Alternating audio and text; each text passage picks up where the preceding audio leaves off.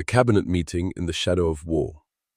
When Donald Trump convened the 11th cabinet meeting of his second term, it was far more than a routine gathering of top officials.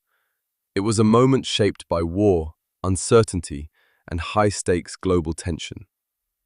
This meeting, the first since the outbreak of the ongoing conflict between the United States and Iran, signals a shift in tone from governance to crisis management. Cabinet meetings are typically platforms for policy coordination, but this one carried the weight of military decisions, diplomatic brinkmanship, and the looming question, what comes next? From governance to war room. The last cabinet meeting, held on January 29th, reportedly lasted about 80 minutes, a standard policy session.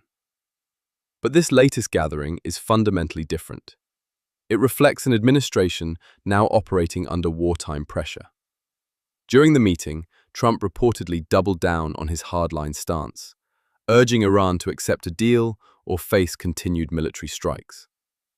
At the same time, he projected confidence, even claiming Iran is eager to negotiate, something Tehran has publicly denied. This contradiction highlights a deeper issue, a widening gap between rhetoric and reality. Power, messaging, and contradictions. One striking feature of this cabinet meeting is how much it functioned as a messaging platform rather than purely a decision-making forum. Trump portrayed Iran as weakened and begging for a deal. Yet reports suggest Iran sees US proposals as one-sided and unfair. Meanwhile, global tensions continue to rise, with disruptions in oil routes and fears of broader conflict. This disconnect raises an important question. Is the administration shaping reality or reacting to it? A presidency defined by crisis moments. Historically, wartime cabinet meetings reveal the true nature of leadership. In this case, Trump's approach appears consistent with his broader style, assertive, media-focused, and heavily centered on personal narrative.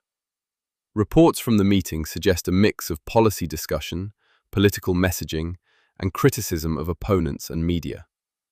That blend may energize supporters, but it also risks blurring the line between governance and performance.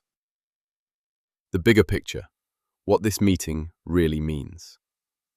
This cabinet meeting is not just about Iran, it's about direction. Diplomacy versus escalation. The US is pushing a peace framework, but trust is low.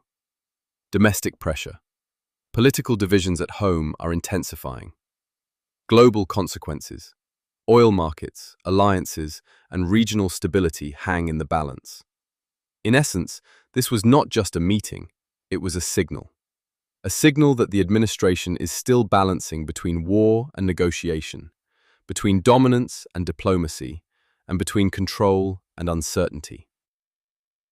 Final thoughts. Moments like this define presidencies, and this cabinet meeting may ultimately be remembered not for what was said, but for what followed. Because in times of war, meetings don't just reflect decisions, they shape history. Please do well to share and drop your opinion on the comments section.